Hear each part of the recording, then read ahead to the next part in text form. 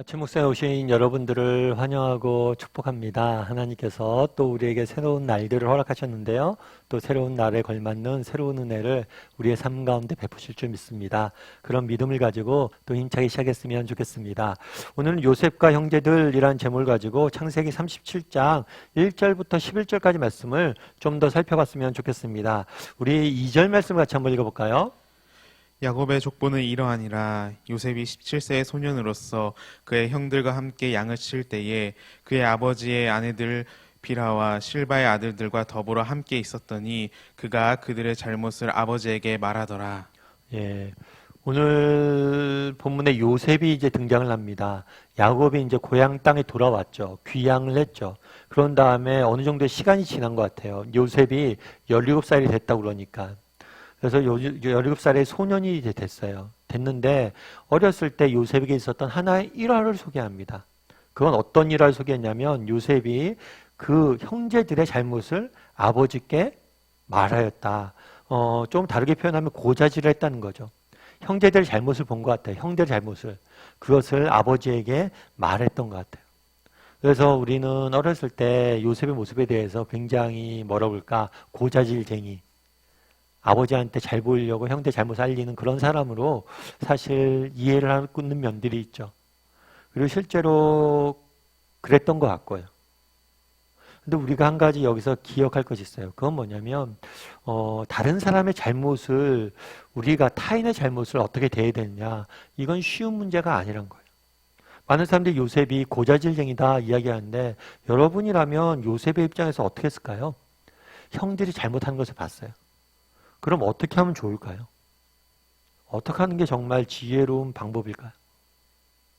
그 잘못을 하는 것을 계속 두는 게 지혜로운 방법일까요? 아니면 어떻게 했어야 될까요? 사실 우리가 이렇게 그때 이러면 안 되지, 이렇게 하면 안 되지 라고 이렇게 쉽게 이해할 수도 있지만, 우리가 살면서 많이 경험하잖아요. 살면서 공동체나 가족이나 여러 가지 회사에서나 다른 사람의 잘못을 볼 때가 많아요. 그럼 우리가 어떻게 해야 되냐는 거예요. 사실 어떻게 하는 게 지혜로운 것일까요? 이런 것에 대해서 우리가 의문이 들 수가 있죠. 그런데 가장 중요한 건 그게 아닐까 싶어요. 중심인 것 같아요, 중심. 마음의 중심인 것 같아요. 무슨 얘기냐면, 우리가 다른 사람을 잘못을 봤을 때 그 잘못을 고쳐주려고 하잖아요. 그러면 이 고쳐주려고 하고 바로잡으려고 하는 동기가 뭐냐는 거예요. 이 동기가 정말 그 사람을 사랑해서, 그 사람을 진짜 아껴서, 그 사람이 잘못되는 것을 바라지 않아서 하는 것이냐, 아니면 다른 무엇 때문이냐 라는 것을 조금 살펴볼 필요가 있는 것 같아요. 사실 정말 그 사람을 사랑하고 아껴서 그 사람이 잘못된 길로 가지 않길 원하셔 그 사람에게 그런 이야기를 해줄 수 있죠. 그렇다면 우리가 방법이 좀 잘못해도 괜찮을 수 있는 것 같아요. 그런데 동기가, 사실 다른 사람의 잘못을 지적하면서 우리가 갖는 동기는, 잘못된 동기는 뭐가 있을 수 있어요? 교만이 있을 수 있어요. 다른 사람이 잘못되고 다른 사람의 잘못을 지적함으로 해서 내가 상대적으로 우월감을 느낄 수 있다는 것. 뿐만 아니라 다른 이익들을 위해서 그럴 수도 있죠. 그날에 정말 요셉이 그 형들 잘못을 아버지께 말했다는 사실이 중요한 게 아니에요. 이 사실이 어떤 구조 속에서 일어났냐는 거예요. 그건 뭐냐면 경쟁 구도 속에서 일어났다는 거예요. 형제간에 서로 경쟁하고, 형제간에 뭐라는 거예요? 서로 누가 크냐, 큰 사람이 되려고 경쟁하는 구조 속에서 서로의 잘못을 아버지에게 고자질하고 알리고, 이런 사건들이 일어났다는 거예요. 야곱의 가장 큰 문제는 뭐냐면 그 부모님 레아와 라헬 때부터 시작된 형제간의 경쟁이었어요.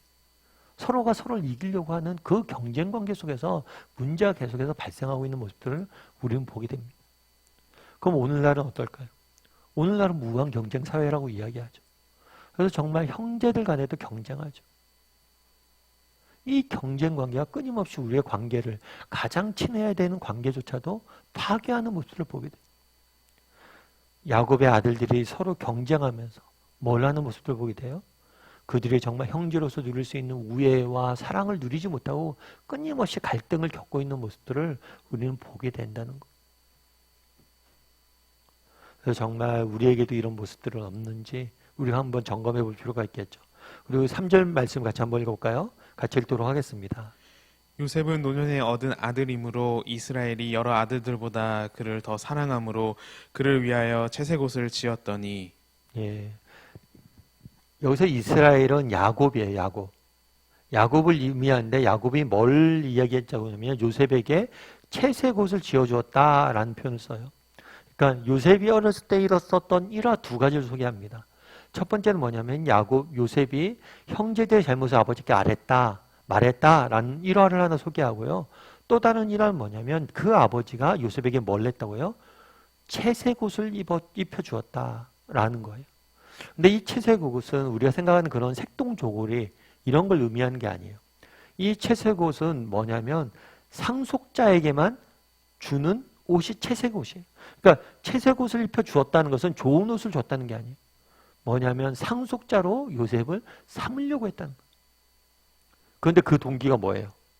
노년에 얻은 아들이므로. 편애가 그 동기라는 거예요. 그래서 그날에 야곱이 아들 요셉을 뭘 하려고 그랬어요? 채색옷을 입어주었어요. 상속자로 삼으려고 그랬어요. 그런데 그것은 뭐였냐면 편애가 문제였던 거예요. 편애.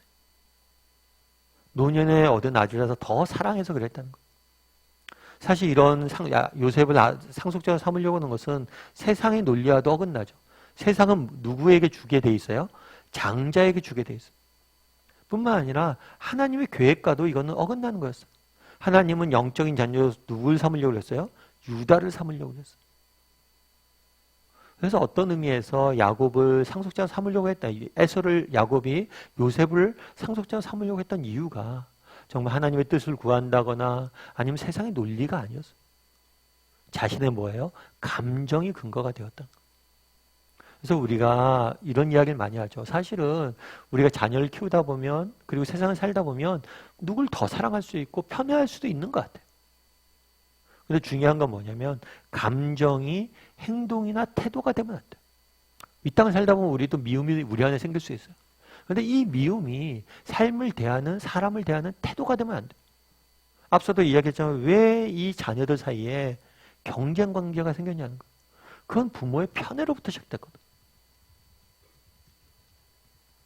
그런데 정말 누군가를 더 사랑할 수 있고 좋아할 수 있어요.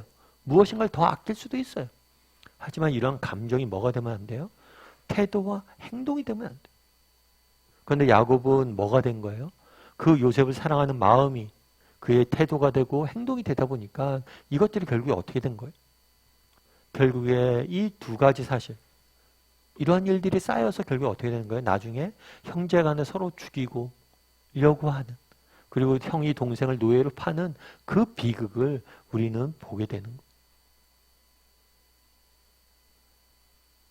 그래서 우리에게도 이런 모습들이 없는지 한번 돌아봤으면 좋겠어요. 정말 내가 다른 사람과의 관계를 살아가면서 끊임없는 경쟁 관계로 정말 내가 가까이 지내야 될 사람들조차도 내가 끊임없이 경쟁 관계를 만들어서 그를 이기려고 하고 있진 않은지 한번 살펴봤으면 좋겠고, 또 정말 야곱처럼 내 마음에 어떤 감정들이 있는데 이 감정들이 나의 행동이나 태도가 되어서 뭘 하고 있지 않은지, 우리의 삶을 정말 관계를 무너뜨리고 있진 않은지 한번 돌아봤으면 좋겠어요. 예전에 제가 어떤 책에서 읽은 글인데 뭐냐면, 여러분 마라톤이 쉬울까요? 어려울까요? 마라톤 쉽지 않습니다. 42.19km 뛰는 게 쉽지가 않죠. 그래서 올림픽 같은 경기를 해도 맨 마지막 마라톤을 하잖아요. 그만큼 극한의 정말 어려움들을 이길 수 있는 인간 의지의 표현이 바로 마라톤이겠죠. 그런데 특별히 마라톤 중에서 사막 마라톤이 있대요. 사막을 걷는 거죠. 이건 더 힘들겠죠. 사막이 어떤 곳이에요? 정말 온갖 위험과 어려움들이 가득한 곳이죠. 육체의 한계를 실험하는 곳이죠. 그래서 한 번은 사막 마라톤을 이제 1등한 사람에게, 완주한 사람에게 누군가 기자가 질문했어요. 사막 마라톤을 1등으로 완주했는데 사막을 완주를 하면서 가장 힘들었던 일이 뭡니까? 무엇이 가장 힘들었습니까? 뜨거운 햇볕이었습니까? 밤의 추위였습니까? 배고픔이었습니까? 아니면 열기였습니까? 무엇이었습니까? 그랬더니 이 사람이 뭐라고 얘기했냐면 모래가 가장 힘들었다고. 뭐 왜 모래가 힘들었습니까? 사막을 걷다 보니까 신발 사이로 모래가 들어오잖아요. 근데 이 모래가 발을 계속해서 건드리잖아요. 그게 너무 힘들었다는 거예요. 어떻게 보면 되게 사소한 일이잖아요. 신발 사이에 모래가 들어오는 거. 근데 이 작은 일이 가장 힘든 일이었다라고 이야기를 하더라고요. 참 공감이 됐어요. 여러분, 우리 인생을 결정하는 것, 우리 인생을 힘들게 하는 것, 반대로 얘기하면 우리 인생을 바꾸어 가는 것, 그건 뭘까요? 그건 대단한 일들이 아니에요. 아주 작고 사소한 문제들이 쌓여서 우리 인생을 바꿔가는 거예요. 오늘도 왜 요셉이 어렸을 때 이 사소한 일들을 적어놨냐는 거예요.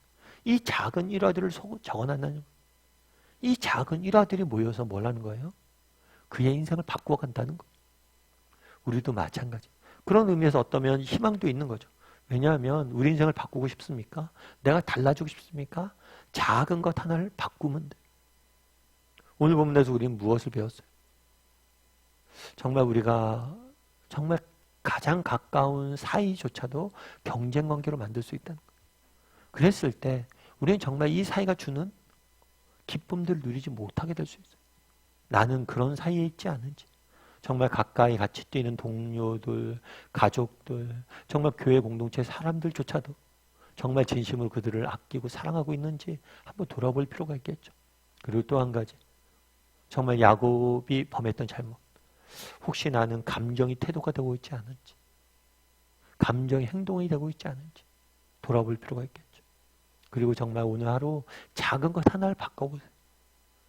정말 그 작은 것 행동 하나, 태도 하나 바꾸면 우리의 삶을, 인생을 거둘 수 있는 거예요. 그래서 이 오늘 하루는 내 삶 가운데 내가 고쳐야 될 작은 태도가 무엇이 있는지 한번 돌아봤으면 좋겠고, 그것 하나를 바꾸기 위해 노력할 줄 아는 오늘 하루가 되었으면 좋겠습니다.